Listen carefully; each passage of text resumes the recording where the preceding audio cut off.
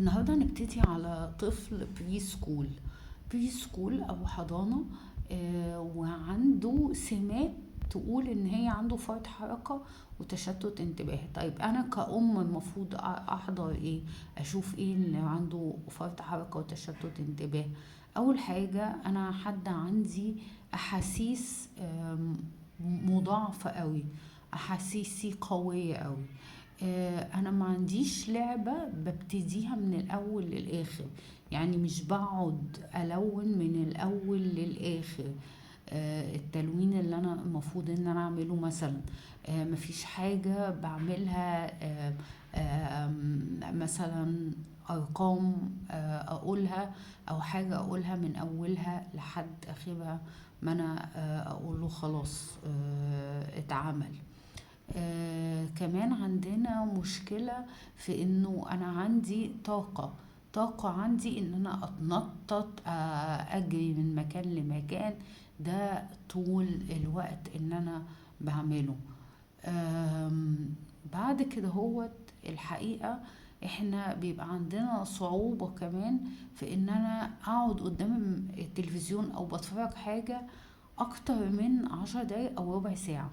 في الاغلب ببقى لا، مش قادر، انا ببقى قاعد عايز اتحرك.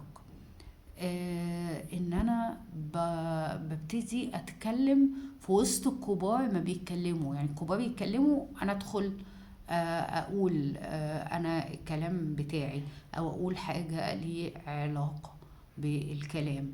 آم، انا ارتباطي مع الاطفال التانيين اللي حواليا، يعني في ولاد بقدر ان انا اتماشى مع اطفال، وفي حاجات لا، ببقى انا الاكتيفيتي ليفل بتاعي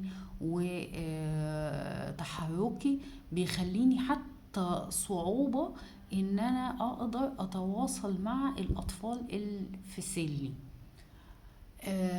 انا صعب ان انا افولو instructions، ان انا امشي الطلبات اللي طالبينها مني، اعمل 1 وبعدين 2 وبعدين 3. انا المفروض ان انا امشي بالدرجة دي. لا لا، انا حد ADHD، انا مش بعمل كده، مش بتصرف ان انا اعمل الحاجة بترتيبها. كمان ممكن ان انا اشتغل بطريقة او بطريقة حاجة unsafe. ابتدي اتنطط بطريقة عالية جدا، ابتدي عايز اعدي اجري من امي ومن ابويا واحنا ماشيين في الشارع مثلا، اعدي بسرعة فظيعة. كل ده على بعضه مع بعض يقول ان انا عندي فرط حركة وتشتت انتباه. يستحسن ان انا اتكلم انا مع حد من المتخصصين، بحيث ان احنا نبتدي نحدد نعمل ايه معاه.